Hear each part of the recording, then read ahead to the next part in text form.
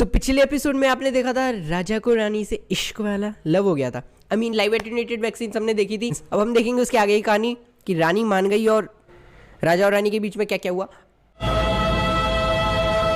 क्या मेरा वो मतलब नहीं था।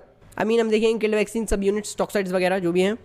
तो बस शुरू करते हैं। और उससे पहले नीचे जो लाल कलर का बटन दिख रहा है जिस पे लिखा हुआ है सब्सक्राइब, उस पर तुम आईपीवी फेंक के मारो चाहे ओपीवी, बस वो क्लिक हो जाना चाहिए। सब्सक्राइब कर दे और सब्सक्राइब के साथ साथ ही नोटिफिकेशंस ऑन कर दे, घंटी बजा दे, बेल आइकन प्रेस कर दे ताकि कोई भी अपडेट्स मिस ना कर दे।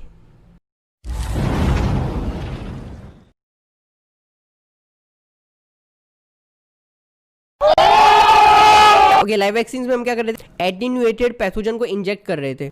एंड अब हम क्या कर रहे हैं? अब हम पैथोजन का टोटली इनएक्टिवेशन कर रहे हैं। अब क्योंकि पैथोजन मर चुका है, पैथोजन लाइव नहीं, इसलिए इम्यून रेस्पॉन्स जो डेवलप होगा वो वीकर होगा in compare to live vaccine. क्योंकि लाइव वैक्सीन में हम ऐसी कंडीशन प्रोवाइड करा रहे थे जो नेचुरल इन्फेक्शन को मिमिक कर रही थी, बिल्कुल नेचुरल इन्फेक्शन की तरह थी। बस पैथोजन कैसा था? थोड़ा सा कमजोर था, एटेन्यूएटेड। इसीलिए यहाँ पे जो आपको चीज देखने को मिल रही है वो कि वीकर रेस्पॉन्स। इसी के साथ साथ इस इम्यूनिटी की ड्यूरेशन भी कम होती है, इसीलिए हमें मल्टीपल डोजेस देनी पड़ती हैं, बूस्टर डोजेस देनी पड़ती हैं।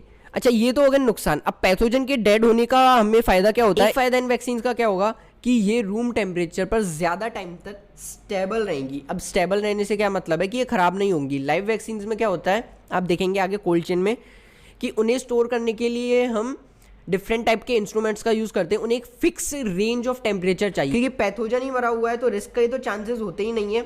इसका जो एकमात्र सिंगल कॉन्ट्राइंडिकेशन है वो है इसकी एब्सोल्यूट एलर्जिक रिएक्शंस। ओके, अब वही चीज़ सबसे इंपॉर्टेंट कि लाइव वैक्सीन्स कि किल्ड वैक्सीन्स के एग्जांपल्स कौन कौन से। तो फिर से इसके लिए उसी कहानी पर चलते हैं। राजा को रानी से इश्क वाला लव हो गया। इसके बाद राजा रानी को कहीं लेके जाता है। मारो मुझे, मारो मारो मुझे, मारो मारो। नहीं, ये मजाक हो रहा है। एक सेकंड यार, मजाक हो रहा है। मुझे नहीं पता आप लोग क्या सोच रहे हैं, बट मैं बात कर रहा हूँ डिनर की। ओके, वो दोनों डिनर पे जाते हैं और वो दोनों डिनर पे जाके खाते हैं खीर, जापान की खीर। ओके, ये हमारे निमोनिक के किल्ड वैक्सीन्स को याद रखने की। जापान से आपको याद रखना है जापानीज एंसेफेलाइटिस के, ये आपको इंडिकेट करेगा किल्ड वैक्सीन्स। इसके अलावा के से आपको याद रखना है क्यासुनोर फॉरेस्ट डिजीज, KFD के बारे में जो मोस्ट इंपॉर्टेंट क्वेश्चन है जो आता है और जो आपको पता होना चाहिए वो ये है कि KFD ट्रांसमिट किससे होती है। एंड इसका जवाब है कि ये एक टिक बॉर्न डिजीज होती है। ओके, अपना फोकस खीर पे रखते हैं। एच से हमें याद रखना होगा हेपेटाइटिस A, आई से IPV या फिर मैं बात कहूँ इन्फ्लुएंजा की। R से हमारी कुत्ते वाली मीन्स रेबीज वैक्सीन। इसके बाद आते हैं हमारे सब यूनिट्स पर। अब सब यूनिट्स वैक्सीन का फंडा क्या है? हम पैथोजन पूरा नहीं ले रहे, उसके कुछ ऐसे एंटीजेनिक प्रोडक्ट्स ले रहे हैं जो बॉडी में जाके हमारे इम्यून रिस्पॉन्स की बत्ती जला दे मीन्स इम्यूनिटी डेवलप कर दे। इसको हम मेनली क्लासीफाई करते हैं 5 टाइप्स में।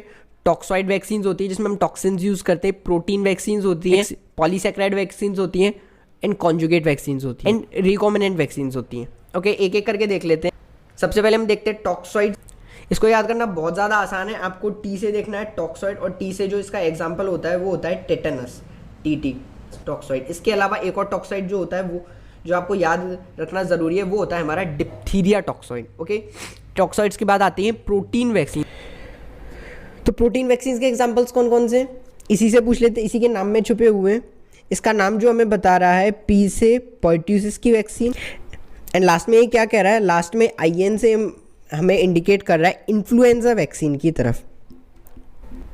अब पर्ट्यूसिस के बारे में आपको पता होगा कि DPT के कॉम्बिनेशन में ये आती है। यदि ए सेल्यूलर पर्ट्यूसिस की बात की जाए तो उसमें पैथोजन के प्रोटीन कंपोनेंट्स यूज किए जाते हैं। इसके बाद आती है पॉलीसैकेराइड वैक्सीन। इसके एग्जांपल्स भी इसके नाम में ही छुपे हुए। P से आपको याद रखना है न्यूमोनिया की वैक्सीन जो होती है वो होती है पॉलीसैकेराइड।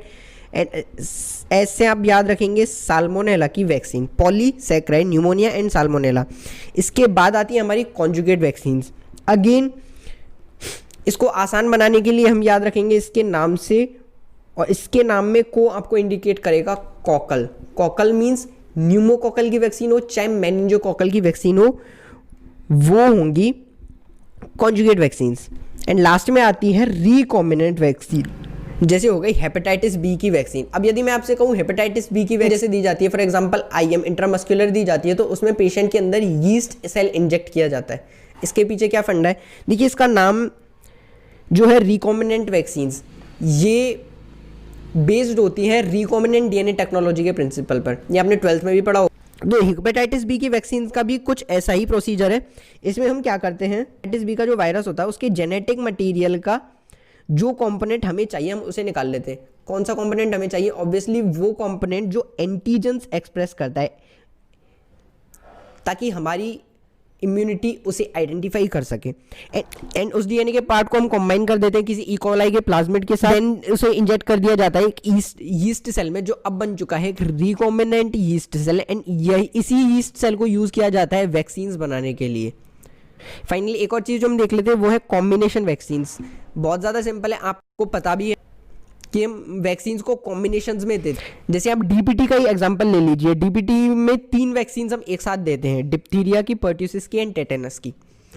अब हम तीनों वैक्सीन्स को एक साथ दे क्यों रहे हैं? ऑब्वियसली इसके फ़ायदे हैं, हमारी कॉस्ट को रिड्यूस करने एंड पेशेंट के लिए भी कन्वीनियंट होता है। एक तो आप उसको बार बार बुला के इंजेक्शन ठोको, और एक तरफ एक ही बार में काम खत्म हो जाए तो वो ज़्यादा बेटर रहेगा ऑब्वियसली हमारे लिए भी और उसके लिए भी, दोनों का टाइम बचेगा। तो एट प्रेजेंट जो कॉम्बिनेशंस हमारे पास हैं उन्हें हम देख लेते हैं। इसी की तरह जो कॉम्बिनेशंस हमारे पास है वो है डीपीटीपी, डीटी का हो, डीपी का हो, एमएमआर का। एमएमआर जो रिसेंटली इम्यूनाइजेशन शेड्यूल में ऐड किया हुआ है, इसमें हम यूज़ करते हैं मीजल्स, मम्प्स एंड रूबेला की वैक्सीन को एक साथ देते हैं।